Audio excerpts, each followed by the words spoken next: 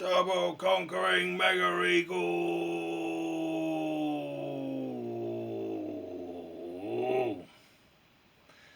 Hello, folks. How you doing? All right. So I made a bit of a mess of filming this latest instalment of our bunker adventure. Um, we're basically putting a sump in the bottom of the shaft. And I don't know, maybe some of you remember us making the shaft precast sump. Yeah. I'll put a little picture in here.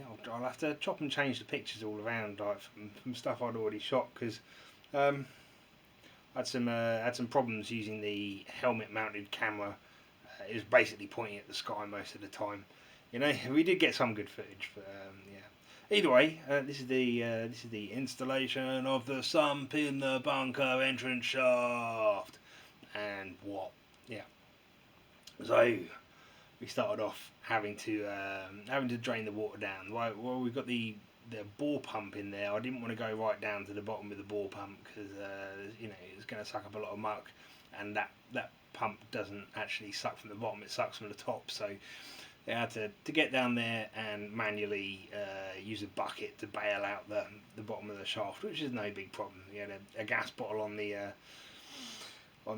winch to hoist it all up, and that took a few trips with that, and emptied it out into the moat. The moat, which I've been filling in, did have a little digger for a day last week, and managed to load up the dump truck quite a bit and fill in around the moat, around the outside of the bunker entrance, and we got the level there. It's about 4 foot down still, but made a good dent on that, and either way, I'm just dumping this water straight into air, and it can eventually trickle down into the bunker again and get pumped out by the by the pump, can't it? Anyway, so once we'd got rid of the water, got the old cement mixer drum that we'd use for digging the entire shaft, and got that back down there and started scooping out some more mud at the bottom. I wanted to do two things with this. Basically, get all the sloppy stuff off the top of the surface. So we were putting the sump and gravel down on hard clay rather than soggy clay that sat there for the last year. And also we had to get a bit deeper in the centre of the hole to accommodate the sump, because I wanted the top of the sump level with the bottom of the pipe, so that the concrete that we put down afterwards can get underneath the pipe, but also on top of the sump. Okay, so that was that, and this all went fairly well, fairly swimmingly. I found some bits down there that I'd forgotten about. I'd left a shovel down there, which was a shame because I broke another shovel and ended up having to make a third shovel out of a fourth shovel. But we got there in the end. We had to dig down in the centre about 18 inches, I suppose.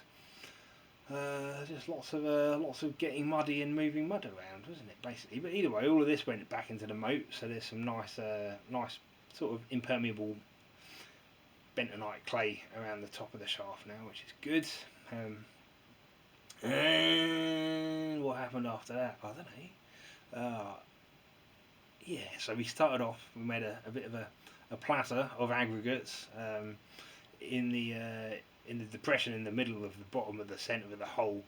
I put sand down for the sump to sit on first, and then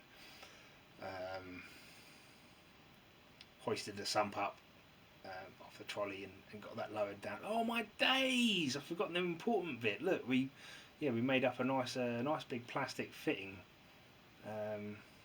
at a Delwyn. I wanted something that was going to last forever, because I had to put this plastic fitting on the outside of the sump that's eventually going to get buried to connect to our perforated pipe that was covered in geotextile fabric. Yeah, there we go. I knew I'd forgotten something. And that plastic fitting also has a thread on the inside of it to accept a tap. So if we do want to stop taking the groundwater out from around the base of the shaft, we can switch that off at some point. I don't know. Maybe we'll need to. But it's good to have the option, isn't it? Hey? Anyway, so yeah, that was perhaps something I should have said first. That was what I did first. Anyway, so yeah, with the plastic fitting bonded into the outside of the sump with polyurethane and that had all cured. Lowered the whole thing down into the shaft, and this is where the footage gets particularly bad because the camera's just pointing at the sky the whole time, isn't it? Yeah. Well, not the sky, obviously. Anyway, so yeah, that went down into the hole, sitting on the sand that was sitting on the clay in the hole, and then I started putting some crushed limestone down around it. Yeah, so I know gravel's normally used a bit more with drainage and that, but I wasn't really comfortable putting concrete on top of gravel because it shifts around quite a bit, doesn't it? Yeah. So we're using the crushed lime. Crushed lime is great because it's permeable, but also it knits together, and it can have water running through it yet be completely stable, which is great, which is exactly what we want on this job. And as I was packing it down, I was laying the perforated pipe wrapped in geotextile fabric, wrapping that around the sump. Yeah, so we've got an almost complete circle of perforated pipe running around the outside ring of the bottom of the pipe, and that's now all covered in this lovely crushed limestone. Yeah, and it's it's starting to compact already, but I haven't tamped it down. Anyway, I suppose we're getting to the point where I took the good camera down to the bottom of the hole, and you can hear what I have to say. Okie dokie. Down the bottom of the hole, folks. Look at this dry floor. We can stand on everything. Look.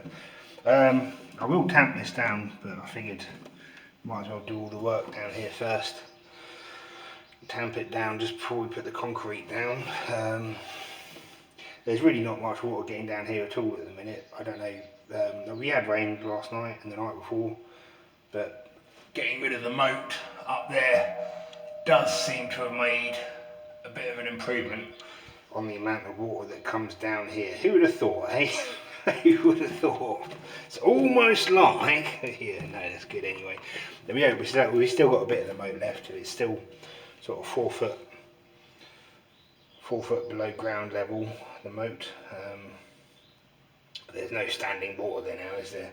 And obviously we'll be filling in with the grey clay, which I'm pretty sure is bentonite, which is sort of known for its waterproofedness. Yeah, there we go. There's the sump. I can't remember when we made that sump. It was quite a long time ago, wasn't it? Quite a long time ago. Last year? I don't know. Either way, you're just about to see the pumps out there. I've got to rig up a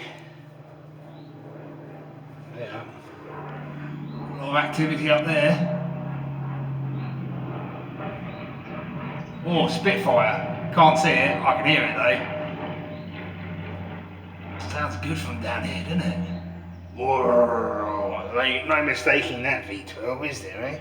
Anywho, what was I saying? Okay, so plan of attack. We got before we put the concrete down here, I want to cut this bottom segment out. Yeah, so we'll brace this pipe, cut that panel out, then brace the gap, remove this brace, pull the floor, and leave it a week. And during that time, I can get on with something else, can't I? Hey, we can start work on now. I just don't want to be messing around down here with green concrete. Yeah, give it a week.